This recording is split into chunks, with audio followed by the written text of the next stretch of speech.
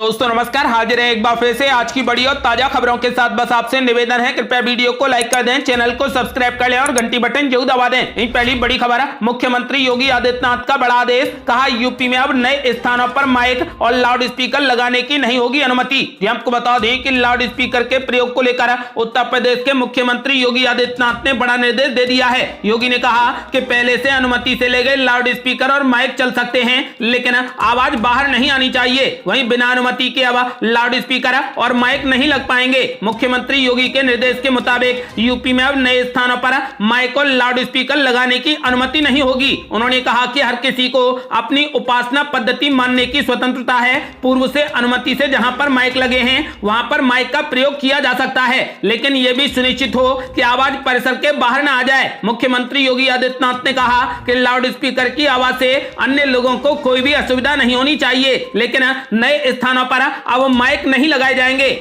और बड़ी खबर, जहांगीरपुरी में एमसीडी की कार्रवाई पर कांग्रेस का बड़ा हमला। कहा देश चुनी हुई सरकारों से नहीं बल्कि बुलडोजर से चलाया जा रहा है। आपको बता दें कि दिल्ली के जहांगीरपुरी में नगर निगम की तरफ से अवैध अतिक्रमण पर चलाए गए बुलडोजर और सुप्रीम कोर्ट की तरफ से इस पर 2 हफ्ते के लिए अंतरिम रोक के आदेश के बाद अब विपक्षी दलों की तरफ से मोदी सरकार पर हमला बोला जा रहा है। कांग्रेस प्रवक्ता रणदीप सिंह सुरजेवाला ने कहा कि यह देश का दुर्भाग्य है कि देश चुनी हुई सरकारों से नहीं बल्कि बुलडोजर से चलाया जा रहा है। उन्होंने आगे कहा कि आप कोई भी हो, कानून में अनिवार्य है कि आपका घर गिराने के लिए नोटिस देना होता है, पर अगर आप ऐसी कार्रवाई का मापदंड धर्म को बना लेंगे तो इससे निंदनीय काम और कुछ नहीं हो सकता है। इधर सुप्रीम कोर्ट की तरफ से आज 2 हफ्ते के लिए जहांगीरपुरी में यथास्थिति बरकरार रखने के लिए आदेश दे दिए गए हैं। आदेश के बाद कांग्रेस के नेताओं का प्रतिनिधिमंडल जहांगीरपुरी पहुंचा। इसमें कांग्रेस महासचिव अजय माकन और इमरान प्रतापगढ़ी समेत अन्य नेता मौजूद थे। अजय माकन ने अवैध अतिक्रमण के तोड़ने की कार्रवाई को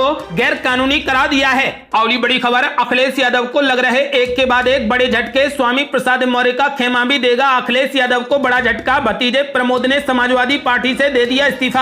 आपको बता दें कि समाजवादी पार्टी में अब बगावत की आग फैलती जा रही है। शिवपाल यादव और आजम खान की बगावत के बीच अब स्वामी प्रसाद मौर्य के भतीजे प्रमोद मौर्य ने भी समाजवादी पार्टी से इस्तीफा दे दिया है। समाजवादी पार्टी के प्रदेश सचिव प्रमोद मौर्य ने पार्टी अध्यक्ष अखिलेश यादव को भेजे इस्तीफे में कई गंभीर आरोप लगाए हैं। उन्होंने समाजवादी पार्टी में मौर्य कुशवाहा शाक्य सैनी समाज की उपेक्षा का आरोप लगाया है। ऐसे में बड़ा सवाल यह भी उठ रहा है कि क्या देर सवेर स्वामी प्रसाद मौर्य भी अखिलेश यादव का साथ छोड़ देंगे। आपको बता दें कि प्रतापगढ़ के पूर्व जिला पंचायत अध्यक्ष रह चुके प्रमोद मौर्य फरवरी 2018 में भाजपा छोड़कर समाजवादी पार्टी में शामिल हो गए थे। समाजवादी पार्टी में शामिल होते समय प्रमोद मौर्य ने स्वामी प्रसाद मौर्य के भी समाजवादी पार्टी में शामिल होने का दावा किया था। प्रमोद का दावा सच होने में समय जरूर लगा, लेकिन स्वामी प्रसाद मौर्य विधानसभा चुनाव से ठीक पहले भाजपा छोड़कर सपा में शामिल हो गए थे। भाजपा को मिट्टी में मिला देने का दावा करते हुए सपा में शामिल हुए स्वामी प्रसाद मौर्य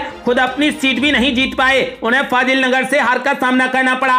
अक्सर बड़बोले बयानों की वजह से सुर्खियों में रहने वाले स्वामी प्रसाद मौर्य चुनाव नतीजों के बाद से ही खामोश हैं। ऐसा लगता है कि स्वामी प्रसाद मौर्य भी अखिलेश यादव को बड़ा झटका देने की तैयारी में हैं। और बड़ी खबर, शिवपाल यादव के सवाल पर भड़क गए अखिलेश यादव। कहा भाजपा से जो भी नजदीकी बढ़ाएगा वो समाजवादी पार्टी में नहीं दिखेगा।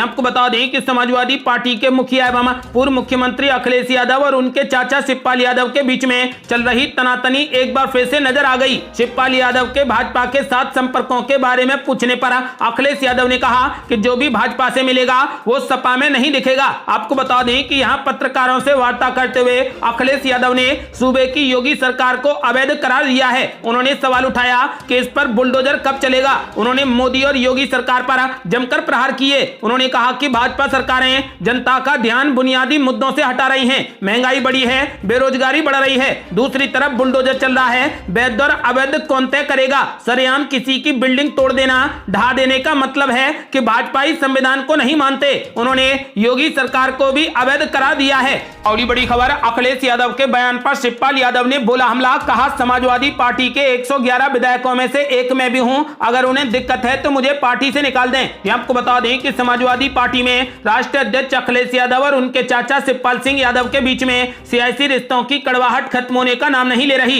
इसी बीच गुरुवार को शिवपाल यादव ने अखिलेश यादव के बयान पर पलटवार करते हुए कहा कि सपा के 111 विधायकों में से एक मैं भी हूं, यदि अखिलेश यादव को कोई दिक्कत है तो मुझे तुरंत पार्टी से निकाल दें। शिवपाल यादव ने कहा कि हमने सपा के चुनाव चिन्ह साइकिल से चुनाव लड़ा है, यदि उन्हें ऐसा लगता है तो तुरंत निर्णय लें और हमें विधानमंडल दल से निकाल दें। आपको बता दें कि फिलहाल कल रालोद अध्यक्ष जयंत चौधरी के आजम खान के परिवार से मुलाकात पर शिवपाल यादव ने कहा कि राजनीति में शिष्टाचार बहुत जरूरी है, वो भी आजम खान के परिवार के संपर्क में लगातार हैं और जल्द ही वो भी आजम खान से मुलाकात करने जाएंगे।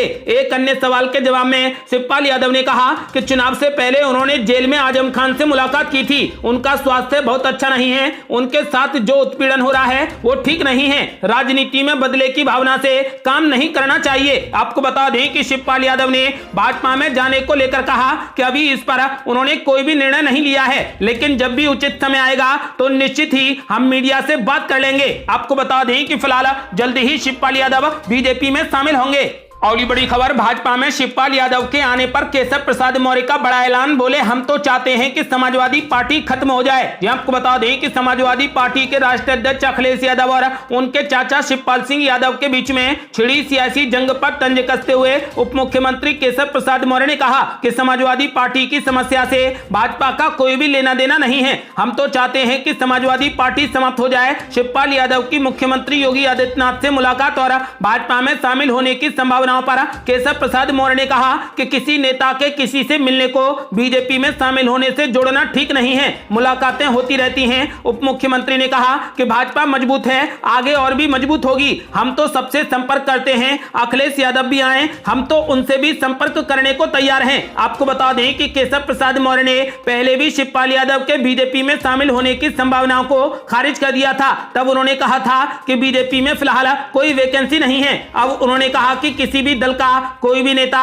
मुख्यमंत्री जी या फिर हम लोगों से मिल सकता है, दूसरे दल के व्यक्ति से मिलने का मतलब यह नहीं होता कि पार्टी में उसे शामिल करना है, फिलहाल इसका सवाल ही नहीं उठता है। आपको बता दें कि फिलहाल अखिलेश यादव और चाचा शिवपाल यादव के बीच में महासंग्राम छिड़ा है। अगली बड़ी खबर, मुख्यमंत्री योगी आदित्यनाथ का बड़ा आदेश, यूपी के अब सभी सरकारी स्कूल होंगे वाईफाई, बायोमेट्रिक से लगेगी हाजिरी। आपको बता दें कि मुख्यमंत्री योगी आदित्यनाथ ने यूपी के सभी सरकारी स्कूलों में अगले 100 दिनों में वाईफाई की सुविधा देने का निर्देश दे दिया है। उन्होंने कहा कि सभी स्कूलों में एक एक वेबसाइट और सभी छात्रों के लिए ईमेल आईडी होनी चाहिए। उन्होंने अधिकारियों को निर्देश दिए हैं कि सभी सरकारी स्कूलों में बायोमेट्रिक उपस्थिति शुरू की जाए। उन्होंने कहा कि करियर परामर्श पोर्टल पंख, ऑनलाइन निगरानी श्रेणीकरण और ई लाइब्रेरी पोर्टल भी जल्द से जल्द विकसित किया जाए। उन्होंने आगे कहा कि 10वीं बोर्ड के लिए नया परीक्षा पैटर्न 2023 तक लागू किया जाना चाहिए, जबकि कक्षा 12 की परीक्षा के लिए इसे 2025 से